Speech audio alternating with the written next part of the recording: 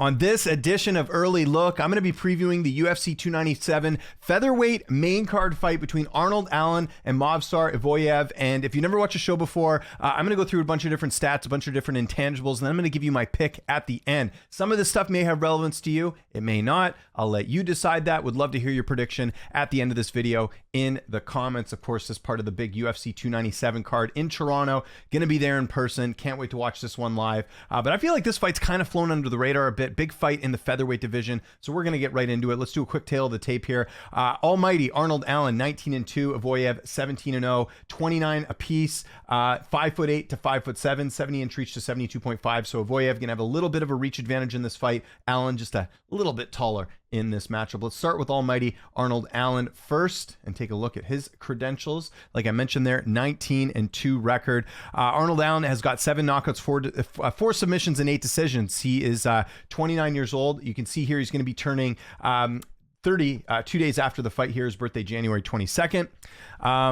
He is 5'6" with the 70-inch reach. So like I mentioned, he'll have a 1-inch height advantage in this fight. He's a BJJ purple belt, trains at a Team Renegade with the Edwards brothers, has got performance of the night 3 times against Alan Omar, Mads Burnell, and Dan Hooker. Allen may do some training at TriStar, I would imagine, just with the fact this is in Toronto. I'm not sure if he's going to do that. I haven't actually checked his social media, but I know he has done some training at TriStar in the past. And again, Montreal not that far away. Maybe he decides to do some of his camp there. Arnold Allen made his amateur debut way back in February of 2010, made his MMA debut, his pro debut in April of 2012, made his UFC debut in June of 2015. So he's been in the UFC for a while. One of his issues has just been activity. We'll talk about that in a sec. He's 10-1 in the octagon. He's got 3 stoppage wins. Some notable wins include Makwan Amirkhani, Sodiq Yusuff, who is ranked, Dan Hooker, who had a cup of coffee back at featherweight for one fight, Calvin Kattar, and then his only loss is to Max Holloway. That's sort of the only notable loss he's had. Allen has fought at a couple different weight classes. He's fought at bantamweight, lightweight, and featherweight. He's fought 2 times at bantamweight, 1 time at lightweight, and now 18 fights at featherweight. He's had a lot of layoffs, like I mentioned. Let's go through those right now. I do think this is important because I think Allen, people always say Allen should have got a title shot a while ago. Well, it's because he hasn't been that active. So, and there's a variety of reasons for that. We'll get into those now. So going from Omar to Meza, there was a 252-day layoff. Going from Meza to Amirkhani, there was a 385-day layoff. Going from Amirkhani to Burnell, there was a 435-day layoff. Going from Burnell to Rinaldi, there was a 293-day layoff. Going from Lynch to Sodiq Yusuff, there was a 441-day layoff. And then going from the Holloway fight, his last fight, to this one, there'll be a 280-day layoff. So that's one thing I think with Allen. And again, there's been some visa issues. There's been some injuries. For example, he was supposed to fight Mirsad Bektic way back in 2016. Ended up having an injury there. Was supposed to fight Enrique Barzola back in 2018. He had some visa issues there. And then he was supposed to fight Ricky Glenn on the Tough 28 finale. Where is it? Right here in 2018, also had an injury there. So that's what's kind of halted a lot of his momentum. But the Holloway fight was a good glimpse into what type of fighter Allen is, because that was like, if you're fighting Max Holloway, you're going to get a good indication of where you fit in the division. And while he lost that fight, he didn't get finished. So that is one sort of moral victory from there. Let's look at some stats with Arnold Allen here. You can see Allen, significant strikes landed per minute, 3.34. His striking accuracy is only at 40%. It's pretty low. His striking defense is at 61%, so doesn't get hit that much. His takedown average is 1.12. That'll be interesting against a grappler here like Evloev.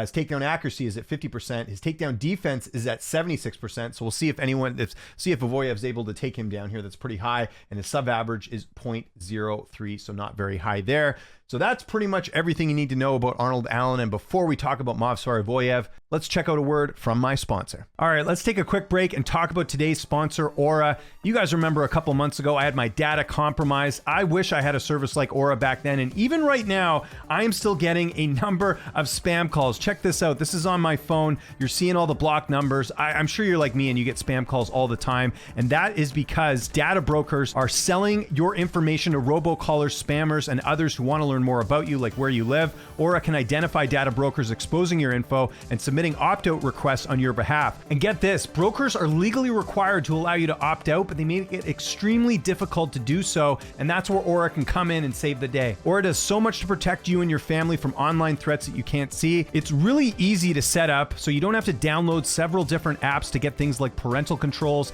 antivirus, VPN, password management, identity theft insurance, and more. You get everything at one affordable price. Let Aura do all the hard work, keeping you safe online so you can focus on other tasks with a peace of mind. Click the link in my description of this video to get a 14-day free trial. That's aura.com/James Lynch. Just for your curiosity, I'm sure you want to know if your data is out there and people are using that to make money. That's kind of bad news, right? So I would recommend going to check that out for the free trial. The choice is yours. You can continue to let people exploit and profit off your name and information, or you can sign up for this free trial and take a step in the right direction of online security. I'll leave that up to you. All right, let's talk about Movsar Evloev. Love watching this guy fight. 17-0. He's got 3 knockouts, 4 submissions, and 10 decisions. He's the number 9 ranked featherweight. Don't think I mentioned it there, but Arnold Allen's ranked number 4. Don't know if that matters to you guys or not. He is 29 years old. He's 5'7" with a 72.5-inch reach. He'll have a 2.5-inch reach advantage in this fight. He's the former M1 bantamweight champion. He's a master of sports in Greco-Roman wrestling, and he trains at Abnart Fight Club and American Top Team as well. Not sure. I haven't seen anything on social media yet if he's at American Top Team. Not sure if he's going there or has gone there. Have to double check that as well. The other thing we got to look at here with Evloev is the fact that he is mentioned it there, he was the bantamweight champion for M1. He's had 2 successful title defenses. And he's got fight of the night 1 time in the UFC against Diego Lopez, which was his last fight.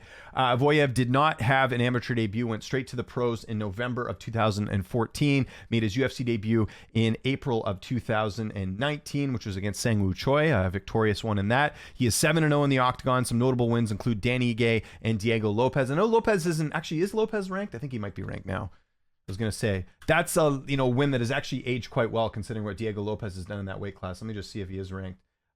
He's not ranked. Well, I'll put it there anyways because I think Lopez is making a lot of noise. So normally I only put like ranked fighters there, but to me that was a good win, especially considering he fought Lopez on short notice. And I know a lot of people saw that performance, and it reminds me a bit of the whole Arnold Allen and Joaquim Silva thing. Where like, wow, I can't believe Joaquim Silva rocked Armin Saryukin. Same sort of thing here with Evloev's last fight against Diego Lopez. They're like, man, he almost got submitted in that fight. But you got to remember that fight was on like a week's notice for Evloev. So I kind of cut him some slack there, and I think we know how good Diego Lopez is. Like, this guy looks like a legit threat in that weight class. So the fact that Evloev fought him on short notice and won, I think if anything is something to kind of put as a feather in his cap. I think he'll look a lot better than he did in the Lopez fight personally. So that's kind of my thoughts on that performance, because I know people did mention that.